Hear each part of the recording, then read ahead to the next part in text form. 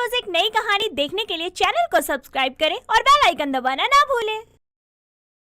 श्रुति अपनी माँ मालिनी और भाई रोहित के साथ अमृतसर की रहने वाली थी। श्रुति को छोटे कपड़े पहनने का बहुत शौक था। उसे छोटे कपड़े पहनने का इतना क्रेज था कि वो सर्दियों के दिनों में भी छोटे कपड़े पहनकर ही घूमती थी, जिस पर उसकी माँ मालिनी उसे बहुत सुनाती थी। लेकिन श्रुति पर अपनी माँ मालिनी की बातों का कोई असर नहीं होता था। ऐसे ही एक रोज मालिनी अपने बेटे रोहित के साथ बैठी नाश्ता कर रही होती है। तभी श्रुति ऑफिस जाने के लिए तैयार होकर नाश्ते के लिए नीचे आती है, जिसे देखकर मालिनी कहती है, ये कैसे कपड़े पहन कर आई है तू? और कोई कपड़े नहीं मिले तुझे पहनने के लिए? पहनने से पहले देख लेती इनको एक बार शीशे में, कितने छोटे हैं ये। माँ, आप फिर शुरू हो गई मेरे कपड़ों को लेकर। आप तो जानती है ना कि मुझे छोटे कपड़े पहनना ज्यादा अच्छा लगता है। बेटा, कपड़े पसंद के साथ साथ मौसम के हिसाब से भी पहने जाते हैं, और मौसम को देखकर नहीं पहनोगी कपड़े तो लोग तो तुझे पागल ही बोलेंगे। माँ, आप ऐसा क्यों बोल रही हैं? ऐसा भी क्या कर दिया है मैंने? कितने अच्छे कपड़े तो पहने हैं मैंने, एकदम मॉडर्न। क्यों छोटे, सही बोला ना मैंने? हाँ दी, आप बिल्कुल सही कह रही हैं। माँ, आप क्यों दिखे कपड़े देखकर खून जला रही हो? अगर उनको छोटे कपड़े पहनने का शौक है तो पहनने दीजिए ना, कौन सी बड़ी बात है इसमें? गधे, मैं श्रुति को छोटे कपड़े पहनने के लिए मना नहीं कर रही हूँ। मुझे भी पता है आजकल का मॉडर्न जमाना है, इसलिए मुझे इसके छोटे कपड़े पहनने से कोई ऐतराज नहीं है। मैं तो इसे मौसम के हिसाब से सर्दियों में छोटे कपड़े पहनने के लिए मना कर रही हूँ। माँ, इतनी बड़ी पागल मैं भी नहीं हूँ। मुझे भी पता है सर्दियों का समय है और मुझे सर्दियों वाले कपड़े पहनने चाहिए, इसलिए तो मैंने सर्दियों वाले कपड़े पहने हैं। पहने तो सर्दियों वाले हैं, लेकिन छोटे पहने हैं गधी, इसीलिए वापस कमरे में जाकर कपड़े बदल कर आ। क्या माँ, आप तो दी के पीछे ही पड़ गई हैं। उन्हें जाने भी दो, वरना उन्हें ऑफिस के लिए लेट हो जाएगा। वैसे भी उन्हें मीटिंग के लिए बाहर जाना है, टाइम से नहीं निकलेंगी तो वापस आने में लेट हो जाएंगी। हाँ माँ, रोहित सही कह रहा है। भाई हो तो तेरी तरह। ओके बाय, मैं चलती हूँ। आप लोगों की बातों के चक्कर में नाश्ते का भी टाइम निकल गया। अब मैं बाहर ही कुछ खा लूंगी। श्रुति इतना कहकर अपने ऑफिस के लिए निकल जाती है। कुछ समय बाद वो रात के समय ऑफिस से घर आती है और देखती है कि उसकी माँ उसके इंतजार में सोफे पर ही बैठी बैठी सो गई। तभी वो उन्हें जगाते हुए कहती है, माँ, मैं आ गई हूँ। आप जाकर अपने कमरे में आराम से सो जाओ। आज तो तू बहुत लेट होगी बेटी ऑफिस से आने में। हाँ माँ, वो मीटिंग दूर थी तो आते टाइम मौसम बहुत खराब हो गया था, इसलिए मुझे रुकना पड़ा रास्ते में। कोई बात नहीं, चल मैं तेरे लिए खाना लगा देती हूँ। नहीं माँ, मुझे भूख नहीं है। आप जाइए, आराम करिए। मैं भी बहुत थक गई हूँ, आराम करूँगी। ठीक है, जा तू आराम कर, मैं भी जा रही हूँ। मालिनी इतना कहकर अपने कमरे में चली जाती है।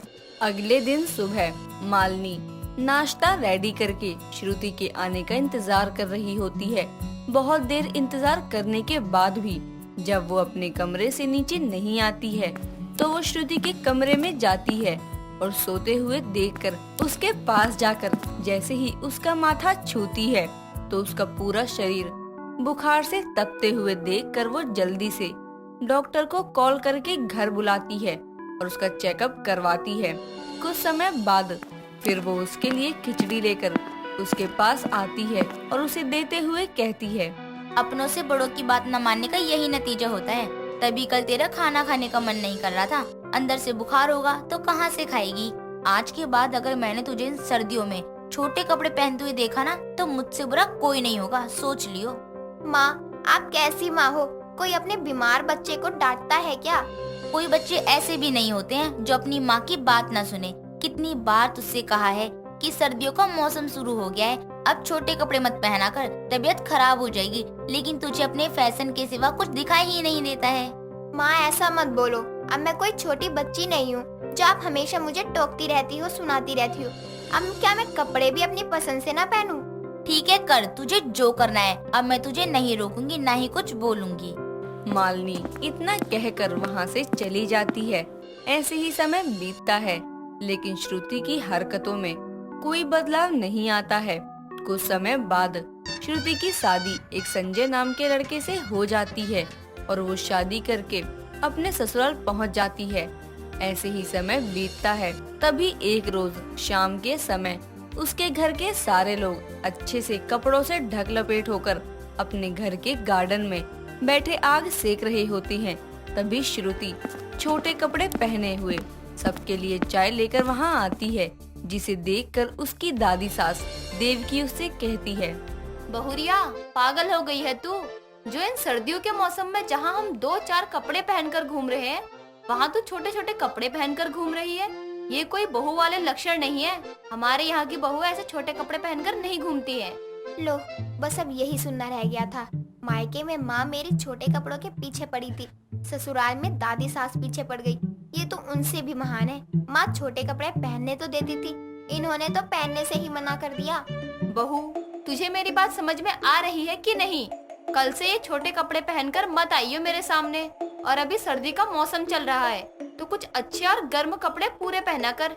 दादी जी, मुझे आपकी बातें समझ में आ गई हैं, लेकिन मैं छोटे कपड़े पहनना नहीं छोड़ सकती हूँ, क्योंकि मुझे छोटे कपड़े पहनना बहुत पसंद है।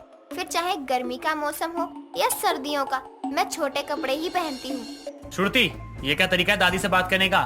माफी मांगो अभी के अभी। मैंने कोई गलती ही नहीं करी, तो किस बात की माफी? मुझे लगता है मैंने ही इस घर में गलती कर दी है आकर। ये कोई तरीका नहीं है श्रुति, दादी गलत क्या कह रही है? उन्होंने बिल्कुल सही बोला है। मुझे भी ना तुम्हारा इस तरह के ना छोटे कपड़े पहनना खास पसंद नहीं है। ये मेरी लाइफ है।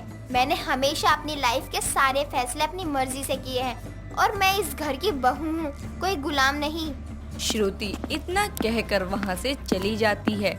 ऐसे ही समय बीतता है, लेकिन श्रुति के बर्ताव में कोई परिवर्तन नहीं आता है। एक रोज श्रुति छोटे कपड़े पहनकर मार्केट जाने के लिए निकलती है। उसको टोकते हुए उसकी पड़ोसन सरोज देवकी और उससे कहती है, क्या हुआ दादी? अब आप अपनी बहू को छोटे कपड़े पहनने से नहीं रोक पाई क्या? अगर हमारे घर की बेटियां भी छोटे कपड़े पहनकर चलती थी तो आप उन्हें रोक देती थी, तो आज अपनी बहू को क्यों नहीं रोक पाई आप? वो तो छोटे कपड़े पहनने की इतनी शौकीन है कि सर्दियों में भी छोटे कपड़े पहनकर घूम रही है। सरोज बहन, मुझे तो लग रहा है इनकी बहू पागल है दिमाग से, तभी तो इतनी सर्दियों के मौसम में भी छोटे कपड़े पहनकर घूम रही है। जब मरने लायक हालत हो जाएगी ठंड लगने पर, तब पता चलेगा। बहू, अब ऐसा भी क्या फैशन कि खुद की जान पर ही बनाए। अच्छे से कपड़े पहनना सीख लो, वरना अगर एक बार ठंड लग गई ना तो सारा फैशन धरा का धरा रह जाएगा। देखने में तो इतनी पढ़ी लिखी लगती हो, क्या तुम्हें पता नहीं है क्या? कपड़े हमेशा मौसम देखकर पहनने चाहिए। क्या सरोज, तुम भी क्या बोल रही हो? तुम्हें बहू को देखकर ये नहीं लग रहा है कि पढ़ी लिखी होने के साथ साथ ये बहुत मॉडर्न भी है? तो अगर इसने पूरे कपड़े पहन लिए तो इसे नोटिस ही कौन करेगा, इसलिए छोटे कपड़े पहनती होगी। तुम बिल्कुल सही बोल रही हो। देव की दादी की बहू से हमें अपनी घर की बहू बेटियों को दूर रखना पड़ेगा। बस तुम लोगों का मेरी बहू के प्रति प्रवचन खत्म हो गया हो तो अब अपने घर जाओ और अपने घरों के काम में दिल लगाओ, मेरी पोता बहू पर नहीं। और उसकी जो मर्जी वो पहने, तुम बीच में कौन होती हो बोलने वाली? मैंने सिर्फ अपनी पसंद रखी तुम लोगों के सामने, कभी तुम्हारी तरह तुम्हारी बहू को बीच रास्ते में उसके कपड़ों को लेकर इंसल्ट नहीं करी। लेकिन छोड़ो, तुम में और हम में बहुत फर्क है। उसे ठंड नहीं लग रही है तो नहीं पहन रही है, बात खत्म। देवकी इतना कहकर अपनी बहू का हाथ पकड़कर अंदर लेकर चली जाती है और आराम से सोफे पर बैठ जाती है। अपनी दादी सास को अपने लिए लड़ते हुए देखकर उसे अपनी गलती का एहसास होता है, जिसके बाद वो अपनी दादी सास देवकी से अपने गलत बर्ताव के लिए माफी मांगती है। साथ ही उनसे अपनी सर्दियों में छोटे कपड़े पहनने वाली आदत को सुधारने का वादा भी करती है। दोस्तों, अगर आपको ये कहानी पसंद आई तो इसे लाइक करें, शेयर करें और कमेंट करके बताएं कि कहानी में आपको सबसे अच्छा क्या लगा।